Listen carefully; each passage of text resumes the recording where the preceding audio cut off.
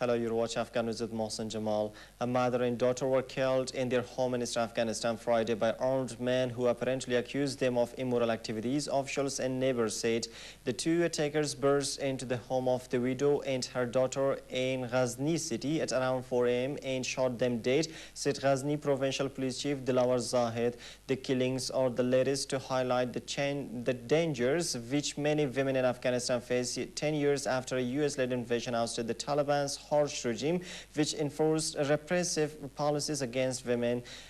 Dilawar denied media reports that the women were stoned to death. A neighbor, Muhammad Jan, said the women had been accused of adultery and immoral activities.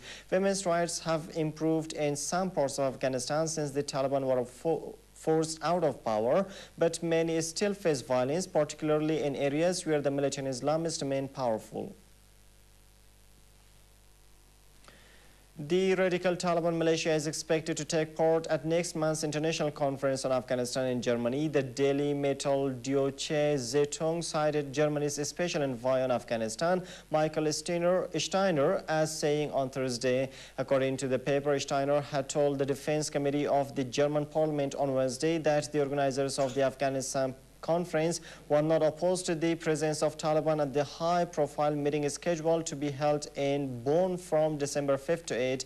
German Foreign Minister Guido Westerwelle had earlier this month left open the possibility of inviting the radical Taliban militia to the conference on Afghanistan's political future. Germany has in the past been the venue for behind-the-scenes talks between the United States and Taliban, according to press reports featuring the attendance of foreign ministers and political representatives from 85 countries. The Germany-hosted meeting is also to assess rebuilding efforts in the war-torn country. Germany will start to withdraw its troops from Afghanistan at the start of 2012, cutting its contingent to 4,900 soldiers from 5,350, the country's government said on Thursday. It is the first reduction since German troops joined the NATO-led International Security Assistance Force in Afghanistan almost a decade ago. German Foreign Minister Guido Westerwelle and Defense Minister Thomas de Maizière told party leaders in a letter that troop numbers could be reduced further to 4,400 within a year should the security situation allow. Germany's lower house of parliament will vote on a new mandate for the German troops when the present one expires in January 2012. The ISAF is said to withdraw combat troops from Afghanistan by the end of 2014. Indonesian police have arrested more than 30 Afghan asylum seekers who were attempting to travel to Australia, reports said on Friday. Police said the men aged between 20 and 40 had passed through Thailand and Malaysia before being detained on Thursday night in Jambi province on Sumatra Island, local media reported. Jambi Police Chief Yasir said that the police arrested 31 Afghan immigrants because they did not have passports or other official documents. Indonesia is not a signatory to the UN Convention on Refugees, and asylum seekers are regularly locked up as illegal immigrants. The arrest came 10 days after a boat of around 70 Afghan, Iranian and Pakistani asylum seekers capsized and sank off the coast of Pangandaran city on Java Island, leaving 8 people dead.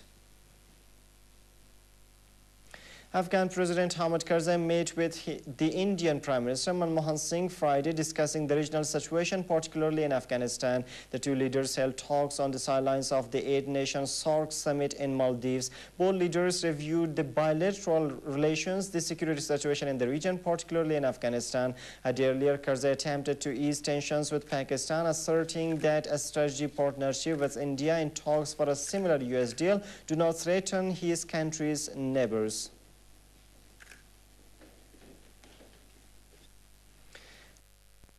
Secretary Philip Hammond marked Armistice Day alongside troops in Afghanistan at a special parade in Camp Bastion on Friday. Hammond joined around 3,500 troops at Camp Bastion's vigil site for the Armistice Parade on the 93rd anniversary of the end of the First Cold World War.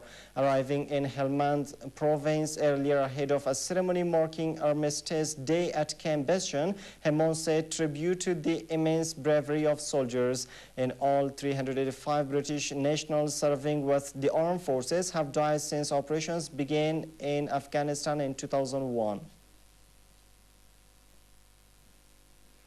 Leon Panetta, the U.S. Defense Secretary, has said that military action against Iran could lead to unintended consequences for the region. His comments came only hours after Iran itself warned that any attack on its nuclear sites would be met with iron fists.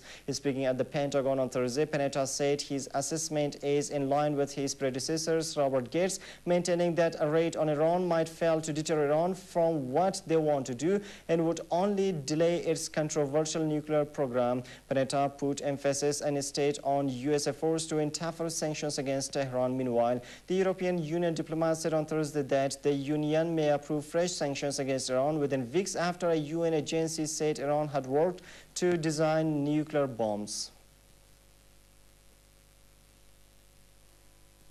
Dozens of people have been killed in Syria, including civilians and army defectors, as security forces continue their crackdown on ongoing anti-government protests, activists say. They said security forces opened fire on activists and ordinary civilians on Thursday as they conducted raids in search of dissidents in areas including the capital Damascus, Deir ez-Zor, Idlib, Hama and Homs, which has emerged as the epicenter of the uprising. There were reports of daily clashes between army defectors and soldiers near the eastern city of Deir ez-Zor and near Marat al-Nu'man, a town on the highway linking Damascus and the major city of Aleppo. The UN estimates about 3,500 people have been killed since the uprising against President Bashar al-Assad's government began 8 months ago, inspired by the revolutions in Egypt and Tunisia. Meanwhile, watchdog group Human Rights Watch on Friday accused Syrian government forces of crimes against humanity based on the systematic nature of abuses against civilians, urging the Arab League to suspend Syria's membership, and also called on the body to ask the UN Security Council to impose an arms embargo and sanctions against responsible individuals and to refer Syria to the International Criminal Court. In that, Australian and U.S. media report that United States President Barack Obama will use a visit to Australia next week to announce that Washington will station troops at a base in Darwin. The Sydney Morning Herald reported Friday that Obama is scheduled to make the announcement with Prime Minister Julia Gillard when they visit Darwin next Thursday during Obama's first visit to Australia as president. The article said the United States will not build a new base in the city but will use the existing Robertson barracks nearby. Citing U.S. and Australian officials, the Wall Street Journal reported Thursday that the expanded U.S. military presence in Australia is designed to demonstrate U.S. commitment to the region. The newspaper said the move is part of a U.S. effort to refocus on Asia as it withdraws forces from Iraq and Afghanistan, but neither the Pentagon nor Australian officials commented on the report.